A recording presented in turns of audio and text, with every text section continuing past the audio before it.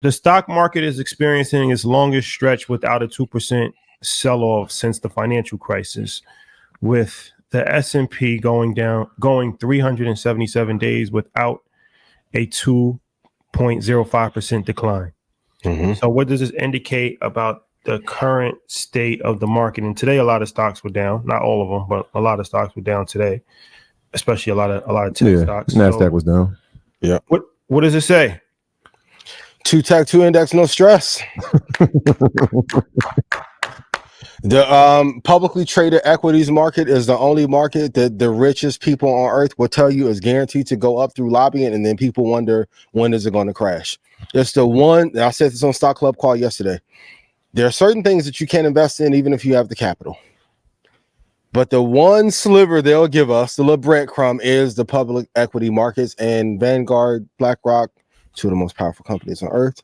You guys did a great interview with BlackRock. If you guys have not seen it, please go check it out today. Thank you, sir. But if Vanguard and BlackRock say, hey, these ETFs or these stocks are going to go up, even in the Magnificent Seven, is not talked about enough, but they were selected to do well over the next 5 to 6 years. Therefore, you should follow suit. Investing is not that damn hard. The S&P is not going to fall. Even a crash or a correction is 20%. Hey, we're not getting there. I know some of y'all messaged me earlier, a little bit panicked about NVIDIA going to 118. What do I know?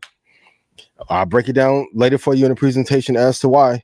But what this tells me more than anything is keep your money in the market. How hard is it just to put money in a thing, park it, and let it run? Even if you don't have a lot, the thing that I wish that they told us is like, you wouldn't go through financial hardships if you put your money into a vehicle that can run faster than you.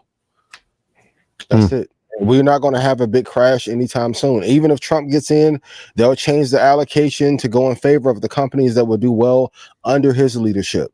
Whether we're in war, hostile takeover, Kendrick, Drake, Joe Budden, and academics get into a World War III media battle, it does not matter. Waterways get messed up. Ukraine and Russia last for another 25 years. VOO is going to go up. SPY is at 500 something. At some point, it's crazy to even think that VOO and SPY are going to have to split to be affordable for the average investor. Hold for the long term. Yeah. So what does it say about the market? It says that we're in a bull market.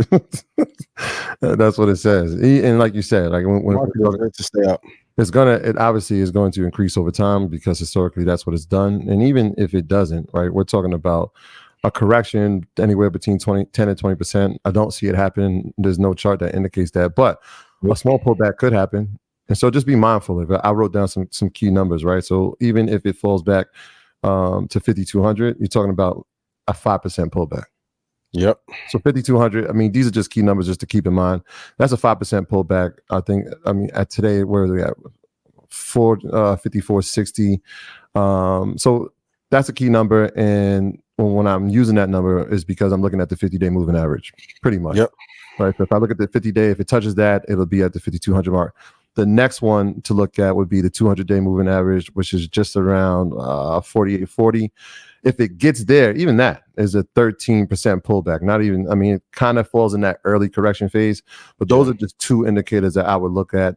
Again, even in the bull market, there will be pullbacks. I mean, it's healthy, right? It gives you obviously a chance to reset. So when we're telling you, hey, and I spoke about this on the call, when I'm looking for depreciating calls, these are the times I'm looking for it. So if it falls back to its 50-day moving average, all right, well, I got a new target. If it gets down to its 200-day, I'm even more excited because now I know that there's more depreciating assets inside of these options that I can take advantage of. Because again, it is rigged to go up. It's going to appreciate over time, and all signs point to that. So now when it depreciates like this, we got to be ready and prepared and be in position to take advantage of it. SPY went from 228 in 2020 to now at 544. We haven't seen anything like this. And this is without quantitative easing. Hold your money in for a long period of time.